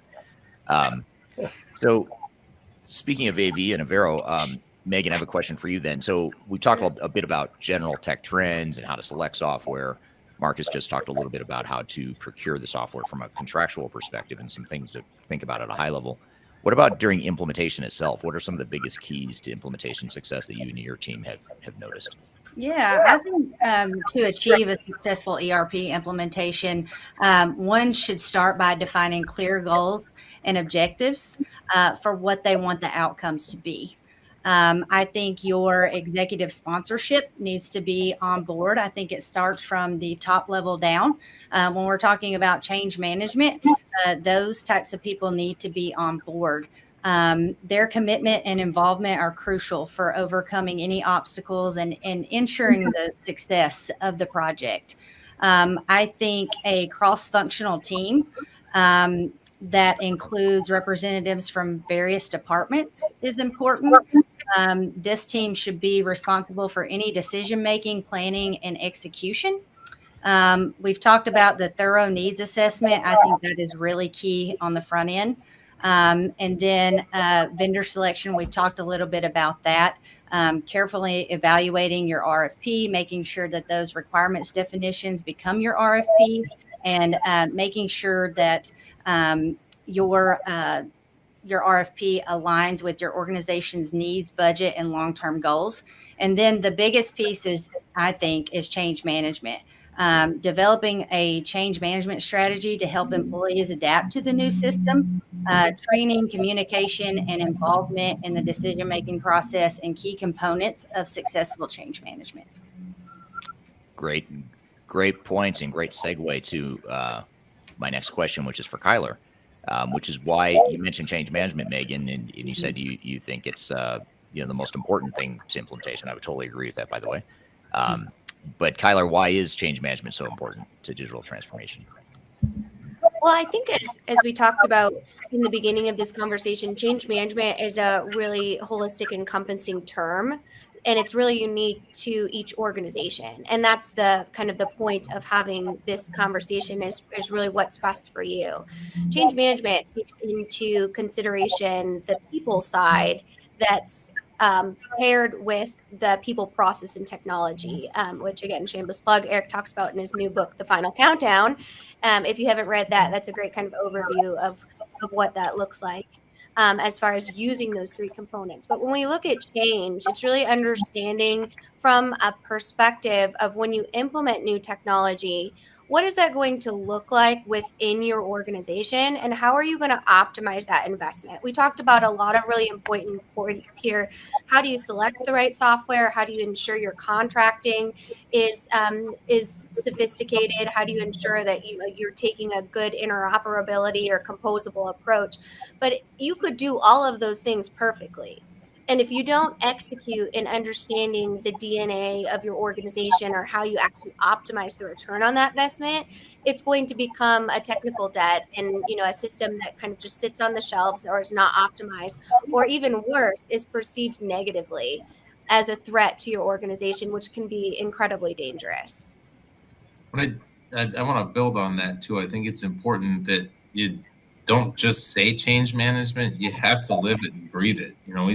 We talk a lot about digital transformations becoming cultural shifts for organizations that don't have a competency in this level of change.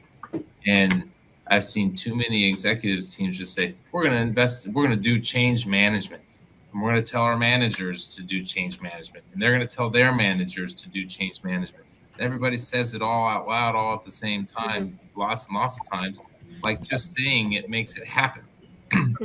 And that's really one of the biggest traps we see a lot of folks fall into. We did change management, and it's still didn't work. Well, you said that you were going to, and then you did nothing. Did you have a communications plan? What's that? Did you have any type of organizational readiness assessments on actually asking people how they wanted to be able to manage through this change? Well, why would we do that? This is exactly my point, right? So when we think about change management, you have to be able to not just invest in it by saying something about it and throwing money into it, but doing things with it. Executives at the ERP, from an ERP perspective, whether it's composable or not, executives need to be a part of the change management push. And it's not just delegating it away. The very instant an executive delegates the most important part of your implementation away, they give license to the person that they delegated it to to delegate it away. And because it's hard, people tend to continue to delegate it away, and it doesn't get done. And all of a sudden, CEO wants to know why our change management efforts are failing, and it's because nobody's doing it. They're just talking about it. We're here with the Digital Transformation Mastermind Group talking about some best practices in digital transformation. These are all speakers that are going to be at the Digital Stratosphere Conference in Denver, Colorado on October 4th through the 6th. You can learn more about that conference by going to stratosphere2023.com. Kyler and I will be there, as well as all the speakers we're talking to here today. But we've got a lot more to cover with these speakers and keynote discussion thought leaders. So we're going to take a quick break. We'll be back with more Transformation Ground Control. When things are big that should be small, who can tell what magic spells will be doing? Are you looking to stay ahead of the curve in the ever-changing landscape of digital transformation? Then you need our newly released 2023 Digital Transformation Report. This comprehensive report covers the latest trends, technologies, and strategies to ensure your digital transformation is optimized for success. The 2023 Digital Transformation Report is packed full of proven methodologies and insights from experts in the independent digital transformation field. You'll also receive practical insights on how to implement digital transformation strategies within your unique organization. This free report is available for download on our website at thirdstage-consulting.com under our Thought Leadership section.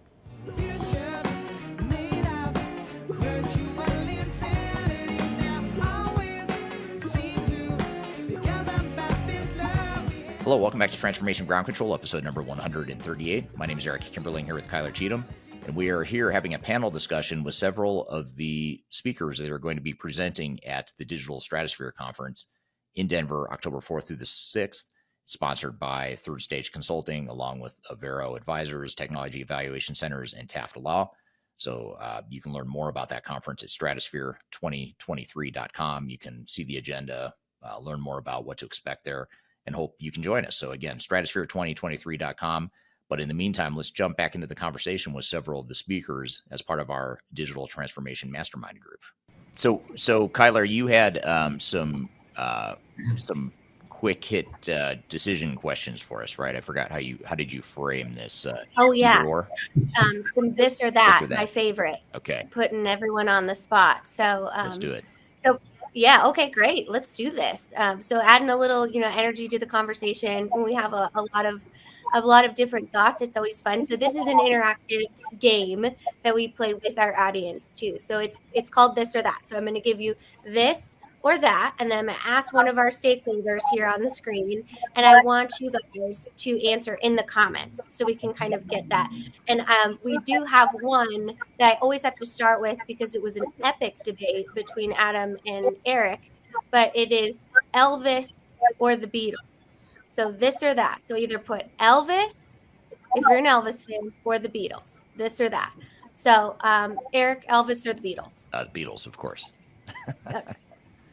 I don't even know how to compare the two. I don't even know how that got started. So let's go. I've been dying to ask Marcus this one. So I will let you explain too. So you can pick your this or that. But this or that, agile or waterfall? I am going to go with waterfall, and that's a no-brainer for me. And from a contractual standpoint and a software attorney standpoint, agile is just a nightmare. And it is, to me, an excuse to avoid contractual responsibility, to avoid detailing milestones and deliverables. I think it's just a recipe for disaster. And I'd rather have everything detailed on the front end rather than saying, hey, we're going to just iterate and you're going to get what we get. You're going to get what you get and you're not going to get upset, which is what I tell my 5-year-old. Us too. Yeah. It doesn't work in the digital transformation space though. So that's an easy one for me. Yeah. It often doesn't work with the 5-year-old either. So we really got to crack the code on that one. It doesn't. I've tried to develop a contractual framework for mine and she doesn't like that either. So. That sounds like a blog. That sounds like a video. We got to hear some futures things. So let's go to you. I'm actually, though I have to, sorry to interrupt though. I just had this visual I have to share with the group here. I had this visual of every time a software vendor now is giving a presentation and talking about how they're taking an agile approach and how great it is. I imagine Mark is just sort of popping out from behind the screen. You think, actually, Agile is just an excuse to not fulfill your contractual obligations. That's the real reason why they're pitching you Agile right now. And I think you pop out from the other side of the screen and just go thumbs up. Right. Somebody needs to create a meme of that. Right. That would be great for I our was just social about to platform. say, yeah. AV's meme game is strong. It is. Eric, I'm gonna say It is. you got to like really pull that up. He's got a good meme game. But pulling us back, let's go to Mehdi on this one because I'm interested. I know it's hard. Sometimes we say it depends, and that's okay. And you're new to this game, Mehdi, so I won't throw you into the cold water. So on premise or cloud solution? Oh, that's a good one. Nowadays, I would say cloud. The reason being is the cost of operating your, data rooms and security upgrades and all of those things, and keeping up with all the software patches and everything else that goes around maintaining those servers. I would say from that end, of course, cloud. But at the other end, when you're looking at how the vendors are cashing in and they try to hook you up with the cloud subscription, in the long term, cost-wise, probably cloud is going to cost you more. But if I have to make a choice, I would say cloud. Very good. Good job, Mehdi. You answered better than anyone on this screen. So congratulations. You are the number one top this or that player. So let's go to Adam, and I'll let Greg chime in, but I just know that this is going to trigger. So off-the-shelf proprietary software, a core ERP suite, or open source? Oh, wow. Off the shelf, 10 times out of 10. Open source puts so much, it just recreates the old iSeries green screen in a modern environment, in my opinion.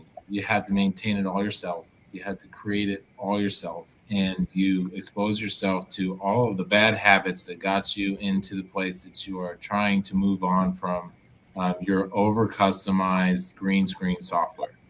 I think it's a limiting factor. It sounds really good.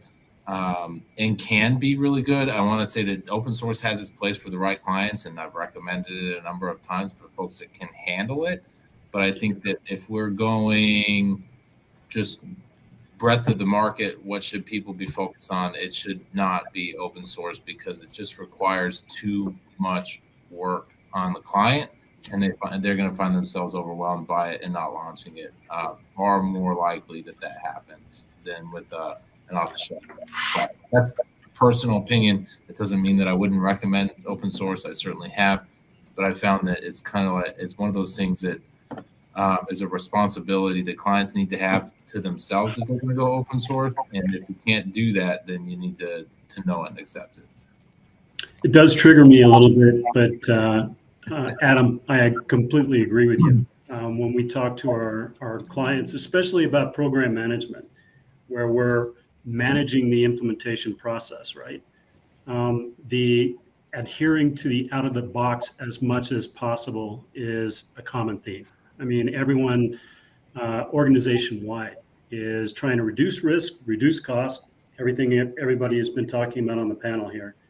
And the only way to really do that, especially with software vendors that are now moving to multi-tenant cloud and continual improvements being rolled out periodically, for the next 20 years, if you're going to select a partner in an ERP system, you really have to adhere to that out-of-the-box approach. So, absolutely, that makes a lot of sense. And then when it comes to Megan, I have one for you. What versus public versus private? So let's see if we could do that. This is a hard one. So let me just tell you, if you could pick this or that to have on your project, strong PMO project governance or strong cultural organizational change initiatives? Strong organizational change initiatives, because I think that's where it starts. I think you have to have goals and a vision, and it starts with the change from the top down. hands down, before you start anything, whether it's a digital transformation project or implementing, a new idea from an employee. I think it all starts with being open at the top at your executive level. Excellent answer. And then to you, Eric, to round us out of our lightning round, Stratosphere 2023 conference versus any other event in the entire universe and planet. Ooh, that's about as difficult as the Beatles versus Elvis conversation, and this should give you a preview of what my answer would be. It'd be Stratosphere. Here's the QR code. But I think Stratosphere, because all kidding aside, this is the only conference I know of in the industry that's tech agnostic. It's meant to bring together some of the greatest minds in the industry. It's not here. We're not here to plug any technology or plug any certain type of trend, which is what a lot of conferences are intended to do, which is really push certain products and certain types of technologies. We're here to help clients figure out what the best path forward is for their transformations and to give them some of the insights and the diversity of thinking to help them think outside the box of drinking vendor Kool-Aid and sort of the usual marketing spin that you get from the industry. So that tech agnostic approach, the broad approach is really important. I'd love to hear the audience's feedback on the agenda as far as if there's certain topics that are of particular interest to you that you see on the agenda. You can see the agenda by scanning the QR code. You can also register with that QR code. But I'd love to hear the audience's feedback on what topics they see on the agenda that they're most excited about. But this a long-winded way of saying I'll take Stratosphere any day, which is why we created the event, because it didn't exist in the market until we created it. So. Yeah. Well, good. Well, thanks for that lightning round. That was a good. That's always fun to put us on the spot and make us think outside our comfort zone of it depends as consultants, which I know I always struggle with having to pick one side or the other. So, thank you for guiding us through that. A couple other comments here. There's a lot of really good questions coming in through the chat. A lot of diverse comments on a lot of different topics. First of all, I have to bring in a counterpoint here from Sam Graham. He says Elvis was his choice, one of the best country music artists ever. So Adam, you are not alone. You're not the only one that thinks, and I'm sure there's others listening that disagree with the Beatles, my Beatles bias there. So a lot of other good questions here, but I guess, maybe to summarize what I'm seeing in the thread here, and maybe to summarize our conversation here today, what are some of the biggest takeaways or sort of lessons you guys have learned in your experience? If there's just one thing you could leave a project team with, or someone who's about to start on a transformation, or perhaps is struggling with their digital transformation, what's that one nugget, that one piece of advice that you would give to them? Let's start with you, Greg. What's that one thing you would narrow it down to? Yeah, I would say executive alignment up front. And this is a question that's taking the air out of the sails of a lot of the other people on the panel, right? But really just getting the organization ready to go forward in a single direction from the very beginning, understanding your objectives as an organization, and then choosing your partners wisely on the journey is really the way that everything comes together in the right way for organizations. Yeah. How about the rest of you guys? Mehdi, what would you add to that? I would say everything Greg said, but also don't rush through the decision. You have to take your time, understand, the problem areas that you have, and negotiate properly. As also Marcus said, the deal is going to be there no matter what. So don't rush. Don't give in to the pressure from the vendors to sign a not so good deal for yourself because you're trying to save a little bit of money, because that will come back and haunt you later on. Select the partners, as Greg said, is good. And that those partners are not only the software vendors, but also the system implementers and the system integrators that you're going to be basically giving the key to your system to.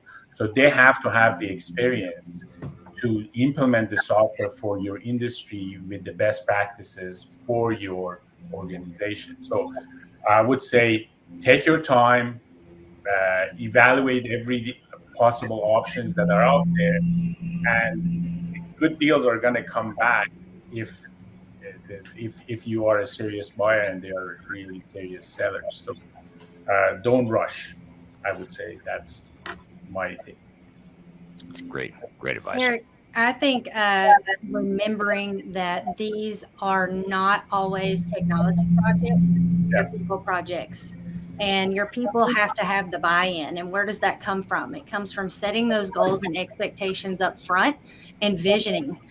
Where do you want your organization to be in the next 5 years, and aligning your people to that and getting the buy-in. And not only the people that, their lives are good, their everyday day-to-day tasks are going to change, but also your outside vendors. How are they going to align with your goals and visions? So just remembering that these are people projects. Yeah, absolutely. I agree with that. How about you, Marcus? What would you add to that as far as the big takeaways, the one nugget of advice you'd give? I think all that's beautifully said. And really, from my perspective, there's no greater tool than the contract and the contract negotiation process to do that. Because, it's designed, for you to have a back and forth conversation about what your expectations are and what the vendor's expectations are with respect to that implementation or integration project. So, I don't think you want to short shift, that process. You need to let it play out and really, spend the money on it that it is necessary and give the time to it that's necessary. Because the ultimate goal is to have, a clear and defined contract that's got your expectations in there. It's got the vendor's expectations in there. And so when there's something that does go sideways, there's a defined process within that contract that tells everybody exactly what is supposed to happen, so that you're, avoiding unnecessary escalation and problems down the road. So I think that's, to me, it's a huge takeaway. Yeah. Yeah. Adam, how about you?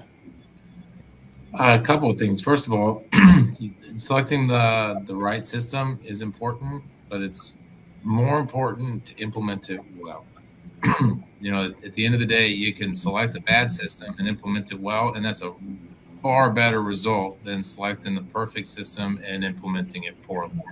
So remember that your implementation, like selecting a system is important, but that's doing work to create a whole lot more really hard work. And focusing on implementing well will pay dividends day in and day out. And I'd also toss in at the end, when you're talking to sales folks who are trying to get you across that line, remember that's their job, and there's something in it for them, right? There's the sales folks that you're talking to, their one job is to get you to sign something, anything, as long as it's on their terms. And it always helps me to think of it that way, to remember that that's what they're supposed to be doing.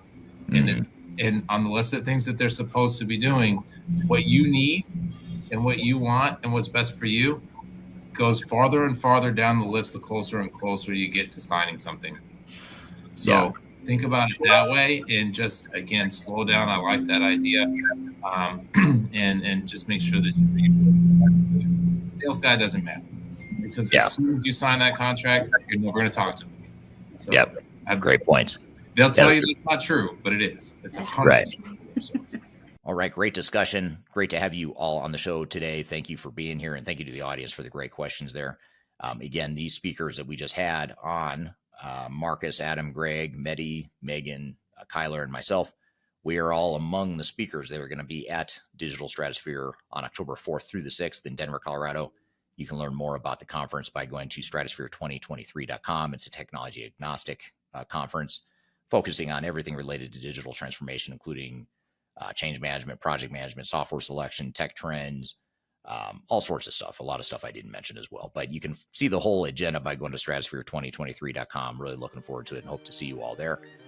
And we're going to debrief on some of the threads we covered here with the group here in just a moment. But first, we're going to take a quick break. You're listening to Transformation Ground Control. Just tell me what you've got to say to me. I've been waiting for so long to hear. If you are aiming for transformation success, turn to Third Stage Consulting Group. Third Stage's independent and technology agnostic consulting team helps clients define their digital strategies, define their roadmaps, and manage their transformations. With offices in the US, Europe, and Australia, our team helps the world's most forward-thinking organizations through their transformation pitfalls and risks.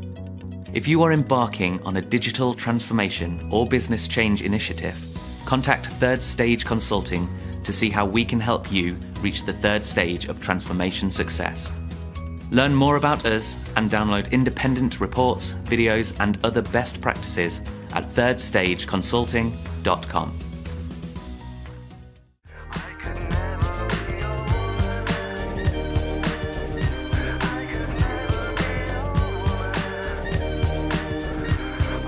Hello, welcome back to Transformation Ground Control, episode number 138. My name is Eric Kimberling here with Kyler Cheatham, and you can find new episodes of this show every Wednesday on LinkedIn, YouTube, Facebook, and Twitter, as well as audio podcast platforms. You can also visit our website at transformationgroundcontrol.com.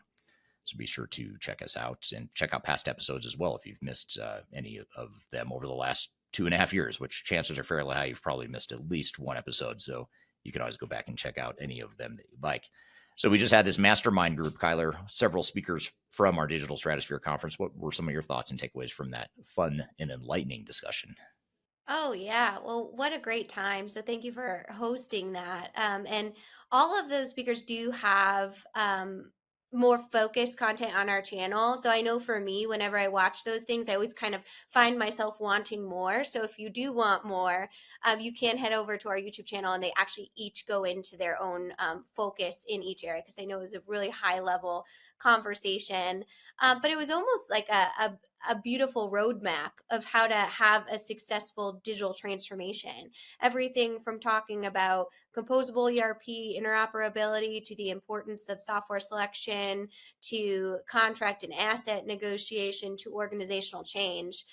So definitely a huge sampling of what the Stratosphere event is supposed to be, an unbiased, technology agnostic opportunity for you to really sit in a room and say, what's best for my organization?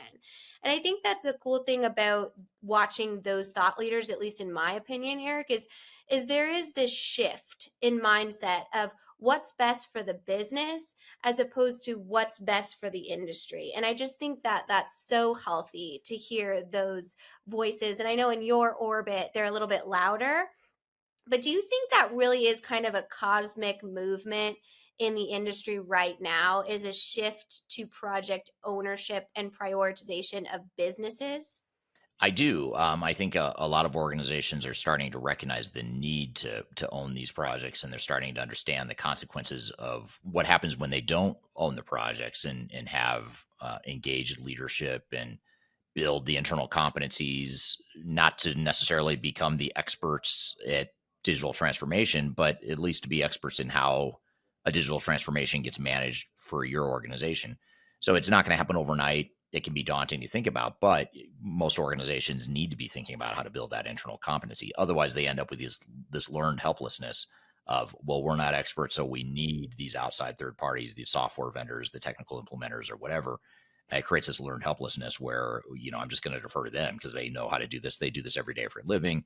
I don't know what I'm doing from a digital transformation perspective.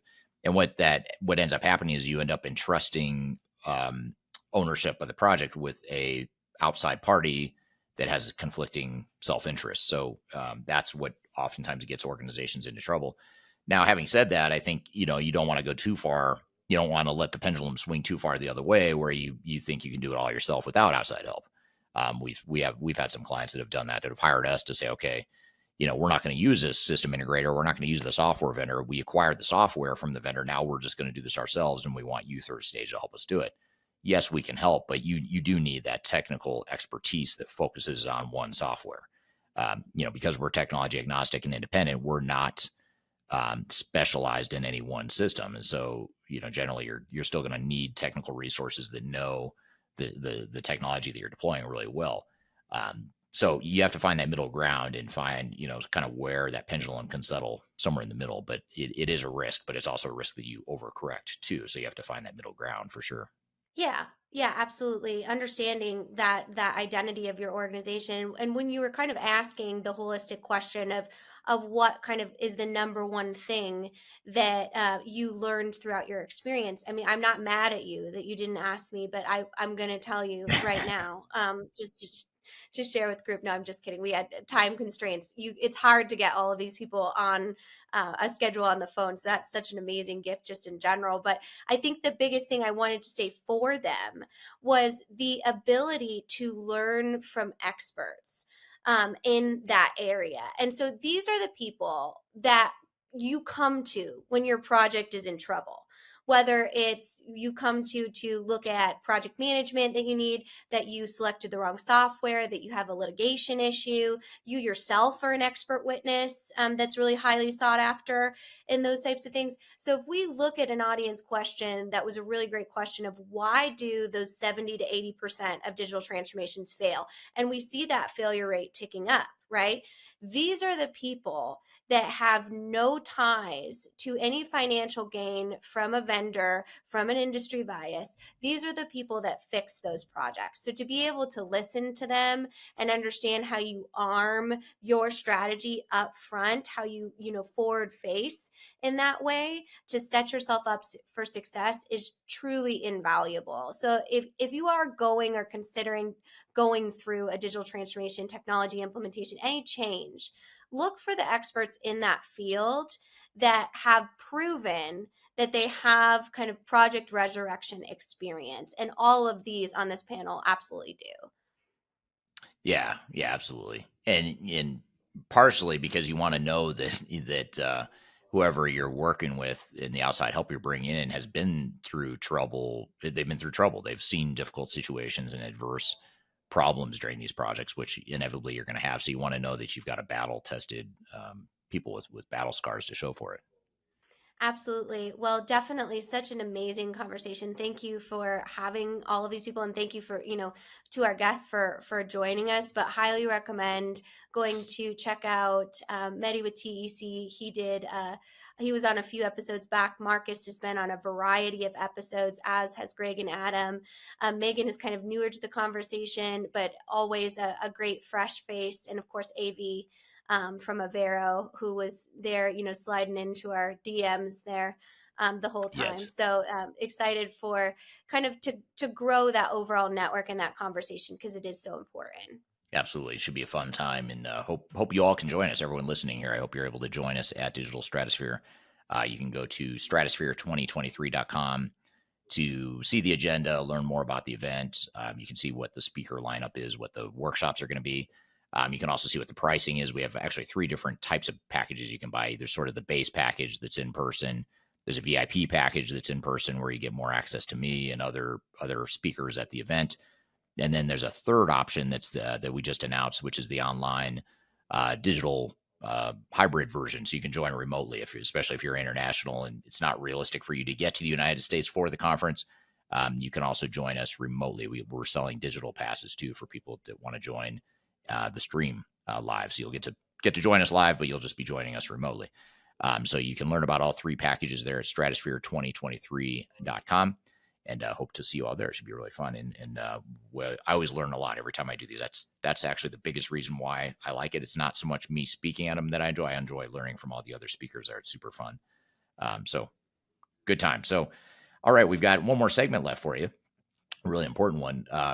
Adam, because we haven't heard enough from him or you in this episode, we're going to have you two talk about sort of a software selection mock situation, or a series of mock situations or case studies, where you're going to pose some situational situations with Adam and ask him to give recommendations on what kind of technology he would recommend in those situations, given different types of industries or types of companies and things like that. So it should be a really interesting conversation to sort of on the fly see what one of our senior consultants and executives at the company would recommend to clients or organizations in different situations. So stick around for that. So we're going to have Adam Cheatham back on the show here in just a moment. But first, we're going to take a quick break. You're listening to Transformation Ground Control.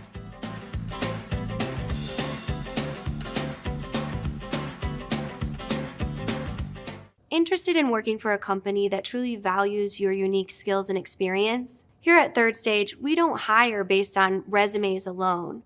We look at the full candidate, experience, and willingness to provide excellent service for our clients. Within a technology, independent, and agnostic consulting firm, you have the opportunity to learn across industries with a diverse group of clients. Our consultants also have the opportunity to diversify their portfolio and learn across technology systems. If you're interested in joining a high-growth entrepreneurial organization, please reach out to us at work@thirdstage-consulting.com.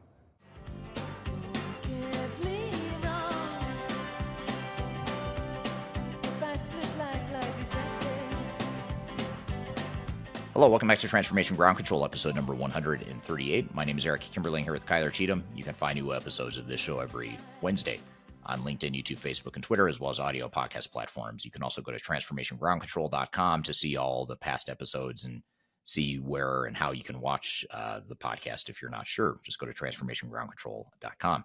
So we're going to have Adam Cheatham here on the show with you here in just a moment, Kyler. We're going to bring him back from the panel discussion we just had a moment ago. But you're going to hone in and talk to him about software selection, some software selection case studies or mock situations. And you're going to ask him to sort of give his advice or recommendations based on, a variety of different situations. So really, I like this idea a lot. So I'm curious to see where you go with the conversation. Okay, thanks, Eric. I'm excited for this conversation with Adam. So Adam, welcome back from our mastermind earlier in the episode. I want to kind of dig into the software selection side and have some profiles set up around specific areas or businesses, industries, and talk about kind of the usual suspects when it comes to vendor shortlists or anything like that, knowing very well that it depends, right, as our favorite phrase here at Third Stage, on what your requirements are, and that is incredibly important and cannot be overlooked. So kind of breaking out this conversation, what are the nuances that are so important to consider in software selection before we kind of get into the high level of what vendors might match a specific industry or something to consider? Yeah, so when we start thinking about real first break into the idea of what software package is going to fit, the things that make the biggest difference are, first of all, the complexity of your business and the industry that you're in, as well as just the general sets of functions that you're going to use, right? So we don't necessarily need to always jump to ERP, for example, if your biggest pain points are in your sales department and only there, or something more specific to, we just have a bunch of supply chain challenges. You can start narrowing a list if from an enterprise software perspective based on scope, as well as complexity being a key component of it, right? So if you're a pretty small business that focuses on concentrated number of things, that's going to put you in a lower tier of package, which isn't a bad thing. It's just is what it is, right? But if you're a $500 million plus massive organization that has a dozen offices worldwide and you need a series of different types of complex global currency and language support requirements, then you're going to end up looking at a different set of packages than somebody who has one location, 50 million, and just focus on distribution. So complexity is a big deal. There are also some areas that are core to how it is you function as a business and what become your differentiating requirements. It's not common that one requirement is what drives everything. It's usually a handful of them, a couple dozen, if you will, that are going to differentiate one software package from another. But at the end of the day, those are the types of things that you want to start to think about. Who are you? What do you do? And what are your most critical needs? Absolutely. And definitely something that I know you talked about with Mehdi and Greg and Eric and team about the importance of requirements. It's something that really needs to be baked into the overall enterprise strategy in order to effectively choose the right software for your overall organization, or even the right systems, in the right new technology. So that said, we kind of gave our PSA, right? So now let's jump into some specific profiles that you might look at if you are an organization. So say you are a small to mid-sized organization that is very heavy in manufacturing and distribution. What are some bigger software systems or some software vendors that you might consider having a conversation with? Yeah, so when I think small to medium size business, complex manufacturing and distribution, I think somewhere in the ballpark of $100 to $300 million in revenue, big enough to need a tier 2 package. And so some of our usual suspects are going to be the NetSuites, the Epicors, Infors, and IFS. Those are usually the ones that come up first. There's a little bit of challenge in this in understanding what kind of manufacturing you are. If you are just a discrete manufacturer, That list will be fine. If you are more of process manufacturing, you need to start considering decom as well. Acumatica also fits into this mix from a perspective of manufacturing also. Their model is a little bit different, so it depends on what size of product offering, really. When we think Acumatica, we think along the lines of how many transactions are you looking at? If you're small number of transactions, low volume, but high margin products or high cost products, then Acumatica tends to do quite well in that space. But if you're thinking more along the lines of high volume, low margin, Acumatica starts to become pretty expensive pretty fast for companies like that. So there are a number of different types of variables that are important to determine which one of those packages you end up in. But and each of those vendors has a multitude of packages that might fit as well. So there's Infor has a half a dozen different types of software products that, depending on your software industry, might be a fit. So Absolutely. And when you look at each one of those, obviously you want to look at it with a bout of professional skepticism to ensure that you're clear on your business objectives, as you mentioned in the beginning of our conversation. So let's go to kind of the polar opposite side. Say you are a very established, global, complex organization in a specific industry. Let's go say food and beverage, since we do a lot in that space. What are some systems you could consider that will really support a full change for a global, very sophisticated organization? yeah, if you're talking in the ballpark 500 million plus, global food and beverage manufacturer, you're starting to think about the Microsoft Dynamics has a number of different products that are oriented towards system integrators with IP that handle the food and beverage space quite well. Infor's M3 program has a food and beverage vertical that is very, very good. But you also have to start thinking about things like SAP at this point. You got to also think about Oracle Fusion, because you need to start thinking about the size of organization that you are. At the end of the day, traceability in food and beverage becomes king at some point, and being able to look at it from end to end, from a source of ingredients, if you will, is really important. Depending on your complexity, decom might factor into that as well. They might feel a little bit underweight for that class of organization, but it's worth thinking about, just to understand what it is we might be headed. And when you are that size of an organization, how important is your legacy system to consider when looking at moving into a new, maybe cloud-based opportunity? It depends on what your legacy system is, right? So if your legacy system is QuickBooks, the only thing important about that is that you're getting off of it. And that doesn't really factor into it as much as anything else, because QuickBooks doesn't have any type of a vertical that will allow you to grow. There are differences in programs like SAP, Epicor, for example, that allow you to grow from one product to the other. That are very well done. So in those cases, you want to be able to talk to your incumbent vendor about what it is your needs are, and how it is you might scale, because a lot of those legacy programs have been upgraded and moved to the cloud, but that move has consolidated a lot of the legacy code and software that you might be using. Other times there are programs that have been acquired along the way by a vendor, and when that happens, the consideration of the vendor that you're using today is less important, largely because the data set is different no matter what you do. It's always important to consider your current vendor, largely because they will have something to say about who you are. They know you better than any other vendor does at this point.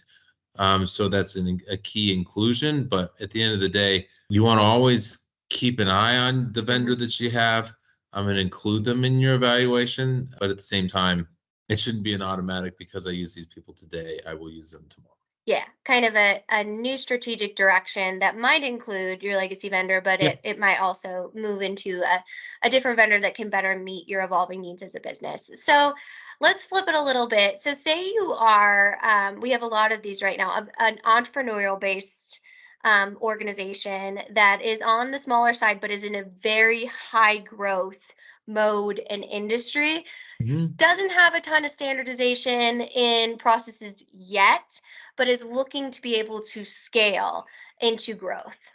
I'm envisioning this being a client that has traditionally been smaller and is breaking into a new tier that they've never been into before. They're not as well established.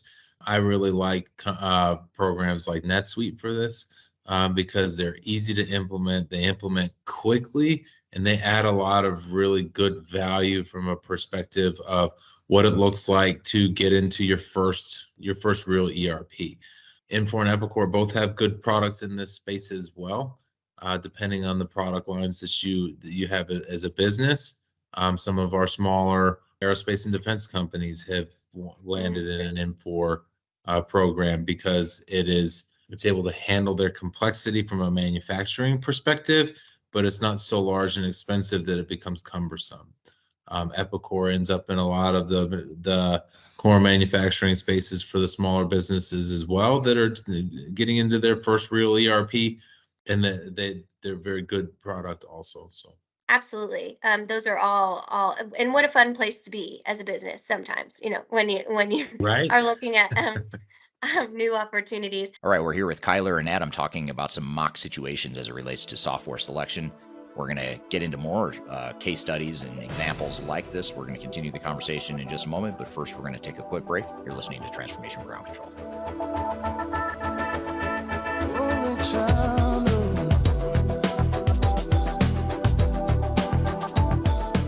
I'm Kyler Cheatham from Third Stage Consulting Group, and I wanted to take a minute to personally invite you to our Stratosphere 2023 in-person event on October 4th through 6th in Denver, Colorado. We are super pumped to bring this event back in person after COVID. It will actually be the first time in 3 years that we've done an in-person Stratosphere, and we're so excited to bring you top thought leadership and tactical project strategies throughout this important event.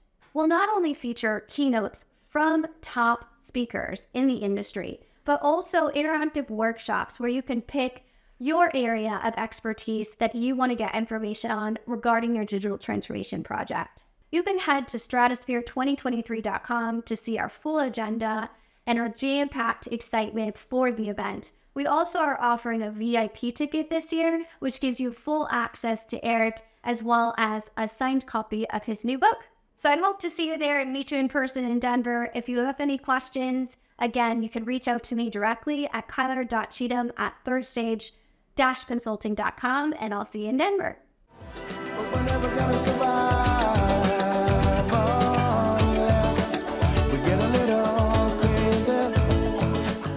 Hello, welcome back to Transformation Ground Control, episode number 138. My name is Eric Kimberling here with Kyler Cheatham.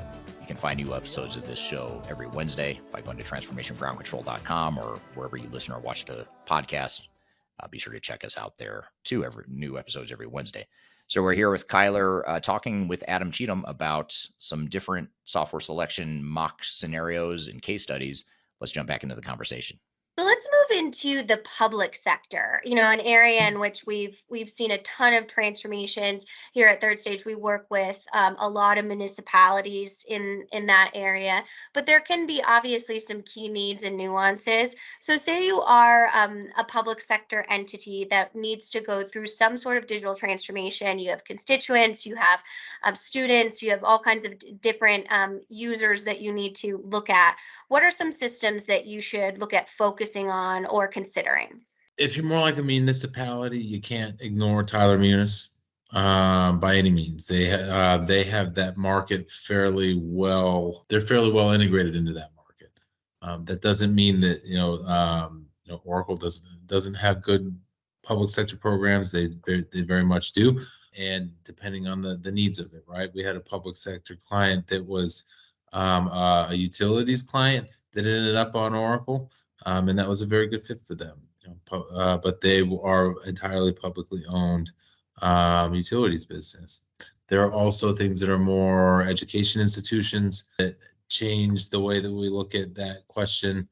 We had a client, for example, that was an aerospace and defense department of a local university, and they chose IFS because of the complexity that they needed to be able to track in the concept of building every single aerospace and defense project from scratch. So you have to consider core components of what you do, and what it means when you say I'm public sector, because public sector can be a lot of things. In the public sector space, it's worth mentioning that one of our largest clients is a local school district in Florida that's on an Infor platform. So at the end of the day, you have to think about what fits your functions and how it is you guys are going to be successful in a package on that. So when we're looking at kind of core competencies and those nuanced needs, I want to give you an opportunity to maybe name some industry specific or best of breed applications or solutions that if you are in a specific industry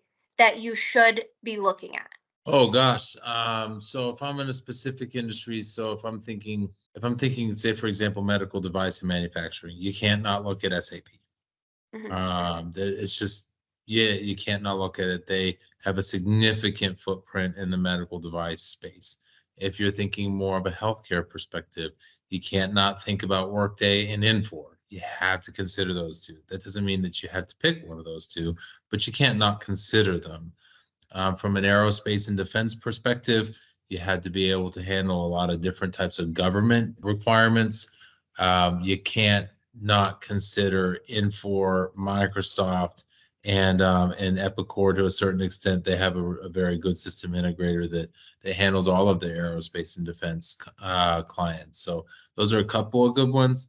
If we're thinking highly complex manufacturing, I would never leave IFS off the table. If we're thinking extraordinarily complicated, I've seen IFS really do well against SAP, for example, and come in at less than half the price in highly complicated manufacturing industries. Some other ones that are worth thinking about from an industry perspective: if you're a process manufacturing client, you can't ignore DCOM. If you are thinking about, if you're a client that needs something that's more heavily configurable, you can't ignore Microsoft Dynamics Finance and Operations. If you're a client that has sophisticated technology and you are you're capable of handling it, you can't ignore Odoo as an open source platform. But there's a grain of salt that comes with that.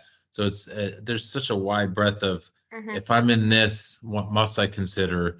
And if I'm in that, what must I consider? That at the end of the day, all of these software systems have very, very good programs, and it comes down to the very first question that you ask: what about your business is complex enough and complicated enough to drive a selection of one package versus another? Yeah, and being able to have a partner that really understands those nuances, that is dedicated to your objectives as a business, because it can be an industry all in itself to kind of translate software vendor jargon and be able to really understand what that means in an effective evaluation. But this was all such great insight. Thank you so much for sharing. As I mentioned kind of earlier in our episode, I have two resources for you here. So I have our software selection guidebook, which I will put up here. You can either scan our QR code or it is in the link within the description wherever you're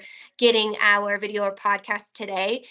This gives you an opportunity to go through all of our top 10 lists when it comes to ERP, CRM, HCM, all different operational systems, and then also industry specific, business size specific. So you at least have a starting point. Again, none of this is funded through vendors in any way, shape, or form. They do not at all influence, quite the contrary. They wish they did influence our top 10 lists here. So That's an option. And then also, if you are looking for software comparisons, head over to our YouTube channel. We have our software comparison modules that you can actually go through and look at one system versus another, as well as deep dives of the completely independent and technology agnostic software evaluations. So thank you again, Adam. If you don't follow Adam on LinkedIn or social media, I highly recommend that. He does put up a lot about different systems and our client work here. But if you do have any questions for him, you can reach out to him directly at adam.cheatham@thirdstage-consulting.com. Well, thank you for that conversation, Adam. That was such great insight and lots of fun just in general. I'm excited to be able to debrief with you, Eric, and kind of talk through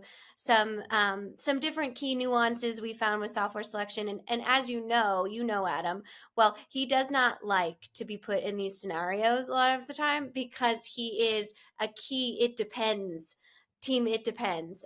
So putting So am I. him in these scenarios where he did have to kind of pick a top short list of systems really shows why I made him wildly uncomfortable in doing that, is because there are so many nuances. Like, there are so many considerations when looking at a software system. I know we heard earlier in the episode from our panel discussion the importance of really defining requirements, of putting them in your RFP, of understanding the selection process and really going into it with fresh eyes, with unbiased opinions. So, hearing from kind of the case studies that we did in the panel earlier today, what's kind of the number one tip you would give for a business that's starting to consider their selection? How do they ensure that they're hitting all of these checkpoints in order to be successful? Well, I think first is make sure you have the right checkpoints identified. And maybe that's first and foremost, is making sure you've got that right strategy and plan to execute. And then, of course, making sure you stay on track with project governance and making sure you have the, clear project statuses to track against the project plan and all that stuff. So I think that's probably the first way to make sure you're staying on track. Absolutely. Well, I think it's one of those things where I'll point our audience to our different resources. So let's kind of recap what we have for software selection. We have our comparison videos on YouTube. So if you're looking at one system versus another, Eric does a lot of those. Our team does a lot of those. We have them by industry, which Eric does a lot of his top 10 lists. And goes into kind of deeper dives of bigger, more mainstream systems. So all of those are completely unbiased. Though Eric has a lot of YouTube following, which is super cool, none of that is funded through vendors. So it really is truly unbiased, client filtered, based on experience recommendations. So highly remember that. And then also linked below, I have two resources for you. I have the 2024 top systems report, which you can actually pre-register for our 2024 digital enterprise operations report, free download. And then also we have our software selection buyer's guide. And as Eric mentioned, that's really going to give you those checkpoints that you really kind of want to go through to make sure that you're set up for success in that area. So those are kind of the resources that we want to give you to ensure that you have all of that. And of course, if you have questions or just want to have an informal conversation, you can always reach out to Eric or myself directly as well. But thank you for all the great insights. What an amazing, it's a rewatcher, Eric, it's a rewatcher, the episode. It is. Yeah, that's one I need to go back and watch again too, because there's so much we covered there and a lot of fast moving conversation. So good stuff. And thank you for your help facilitating that discussion. It's always hard to wrangle in that many people and that many personalities and brains. It's like, what do they say? Like herding cats in some ways. So, but it was a great conversation. I appreciate it. And be sure to join us at Digital Stratosphere too. Go to stratosphere2023.com. We'd love to see you in person in Denver, Colorado, October 4th through the 6th. You can also join us remotely going to stratosphere2023.com as well. So be sure to check it out. So thanks everyone for joining here today. Thank you to our panelists. Thank you, Kyler. And thank you to the audience for the great questions. Be sure to check us out on transformationgroundcontrol.com. You can find new episodes every Wednesday, and we will look forward to seeing you next week on Transformation Ground Control. Have a great week in the meantime, and we'll see you all soon. Major Tom.